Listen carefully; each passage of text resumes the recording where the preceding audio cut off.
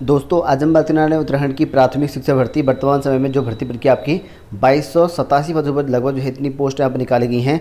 इन पर जो है यहाँ पर सिचुएशन अब इस तरह का हो गया है कि लगभग जो है आपके NIOS द्वारा अभी वर्तमान समय में कोर्ट के द्वारा जो है यहाँ पर लेने का फैसला किया गया है और यहाँ पर इसकी फाइनल हियरिंग आपको पता है कि लगभग जो है जून में होनी है।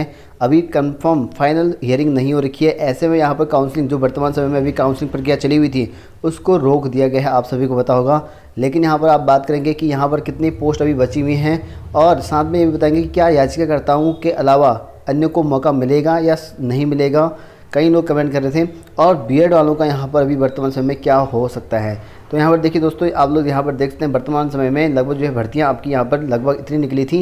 इनमें से अभी जो है बेसिक शिक्षा भर्ती में जो है 1800 की यहाँ पर जो है नियुक्ति ले ली है। ठीक है, 9 जिलों में लगभग जो है चयनित हो चुके हैं 1800 के करीबन और आपके अभी बसते हैं आपके लगभग 450 के करीबन यहाँ पर बसते हैं। ठीक है, तो मतलब कि 487 के करीबन जो है आपके यहाँ पर बच जाते हैं। उसके बाद से 1800 के बाद से उनमें से भी यहाँ पर जिन लोगों ने कोर्ट में केस दायर किया गया है, लगभग कहा गया है कि 281 न्यूज़पेपर के बारे में बात करें यहाँ पर 281 जो NIS डीलेड वाले हैं, इन्होंने जो है इसका विरोध किया है भर्ती को लेकर और हाईकोर्ट में यहाँ पर जो है याचिका लगाई गई थी।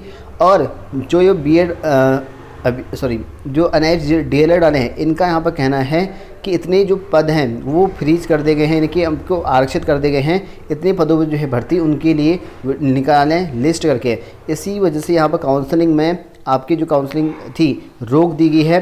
हो सकता है, ठीक है, कंफर्म नहीं करा, यहाँ पर हो सकता है कि यहाँ पर अब आपके जो 281 पदों की यहाँ पर वेटिंग लिस्ट है वो उनको यहाँ पर दे दें या उनको पद फ्रीज कर दें। जब तक कि फाइनल हियरिंग नहीं होती उनको फ्रीज कर दें। ठीक है, लगभग इतने अभ्यर्थी हैं, ये पद फ्रीज होने हैं। लगभग जो है 487 पोस्ट अगर बचते हैं आपके पास, उनमें से यहाँ पर जो है लगभग 281 पोस्ट अगर फ्रीज कर दिया जाए तो रिक्त पोस्ट आपकी 206 के करीबन ही बचेंगे। ठीक है, तो 206 के करीबन जो पोस्ट होंगी, हो सकता है कि यहाँ पर आगे वेटिंग लिस्टें जो अभी कैंसिल कर दी गई हैं क्योंकि ज़्यादा पदों पर निकाली गई थी, सिर्फ 206 ही पर वेटिंग लिस्ट निकालें, ऐसा हो सकता है। और बाकी यहाँ पर अभी ऐसा भी हो सकता है कि नहीं तो कि वर्तमान समय में अभी भर्ती प्रक्रिया अभी रोक दी जाए जब तक कि फाइनल हियरिंग ना आ जाए।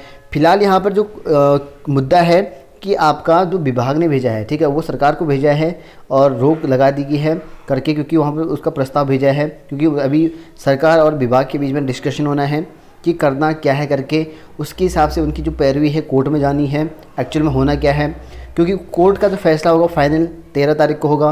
फिलहाल वर्तमान समय में उनमें जो NIS डीएलएड हैं उनको लेने के लिए कहा गया है। ठीक है, कहा गया है तो सरकार उस पर लेगी नहीं लेगी वो फैसला सरकार लेगा। और इसी वजह से आपके यहाँ पर कोर्ट में जो यहाँ पर आदेश था उस दिन यही था आपका कि उनको लेने को लेकर। ठीक है, और लगभग उन्होंने जो NIS डीएलएड वाले थे, लगभग उनका कहना ये है कि जितने अभी पद हैं वो फ्रीज कर दिए गए हैं, मतलब कि उन पर उनकी नियुक्ति करने के लिए बोला गया है। लेकिन फिलहाल अभी नियुक्तियां तो नहीं होंगी सबकी मेरे ख्याल से, और जिनकी यहाँ पर नियुक्ति कर रहा हूँ काउंसलिंग नहीं होंगी। जितने पद अभी बचे हुए हैं लगभग जो है 481 के समथिंग यहाँ पर बचे हुए हैं, उनकी अभी काउंसलिंग नहीं होगी। जिनकी यहाँ पर नियुक्ति प्रक्रिया हो चुकी है वो नियुक्ति अभी चली हुई है, नियुक्ति पर कोई रोक नहीं है। ठीक है, सिर्फ काउंसलिंग पर रोक है। बाकी जो रेस्ट पोस्ट बचेंगे ना वो NIS वाले से भर भी सकते हैं अगर कोर्ट केस जीत गए तो।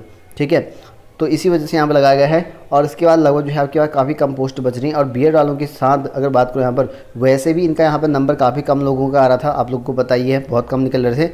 जो डीएलएड थे अन्य राज्यों से उन्हीं का नंबर यहाँ पर आ रहा था। तो अगर NIS को यहाँ पर शामिल कर दिया जाता है, क्योंकि फाइनल अभी हुआ नहीं है, हो जाएगा। लगभग जो है अभी इनकी जीत लगभग जो है 90% पहुँच चुकी है, जो जीत की तादाद है।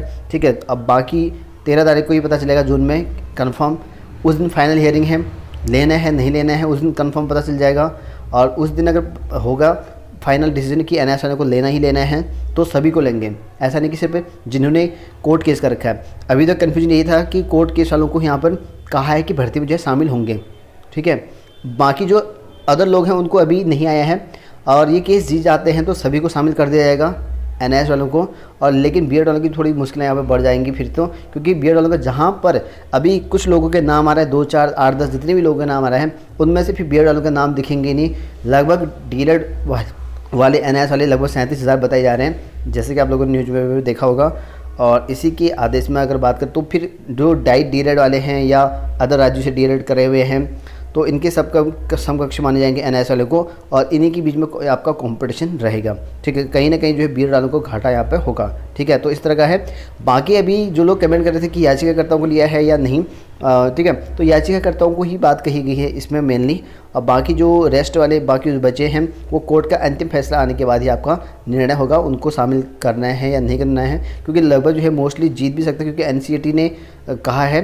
तो अब राज्य सरकार की पैरवी पे है कि राज्य सरकार अपना जो केस है किस तरह का लड़े, या बीएड वाले ने जो केस कर रखा है या किस तरह का यहाँ पर केस लड़ते हैं सरकार, वो डिपेंड करता है सरकार पे कि वो अपना मुद्दा किस तरह का रखता है, ताकि बच्चों के साथ भविष्य में इनके साथ खिलवाड़ ना हो या भर्ती प्रक्रिया में कोई यहाँ पर वो न हो। वो अपना पक्ष रखेंगे सरकार, और वही सरकार के सामने जो है यहाँ पर अपना प्रस्ताव देने के लिए कहा गया है, और जो कि फाइनल हियरिंग आपकी 13 को होनी है। ठीक है, वो डिपेंड करता है सरकार पर, लेकिन कोर्ट ने यहाँ पर साफ साफ कह दिया है जो लोग यहाँ पर याचिका करते हैं उनको भर्ती में शामिल कर सरकार को आदेश जारी कर दिए गए हैं, और एनआईएस वाले को यहाँ पर मेनली जो है लगभग जो है जीत ही चुके हैं, और इसी वजह से यहाँ पर रोक दी गई है काउंसलिंग में, क्योंकि जो बचे हुए पोस्ट है ना उन पर एनआईएस वालों को रखा जा सकता है अगर केस का फाइनल यहाँ पर हो जाता है तो। ठीक है, बाकी ये सरकार पर डिपेंड है क्या करता है, अपनी पैरवी किस तरह का करता है वो डिपेंड करता है। फिलहाल इसमें इतना ही, मिलते हैं नेक्स्ट वीडियो में।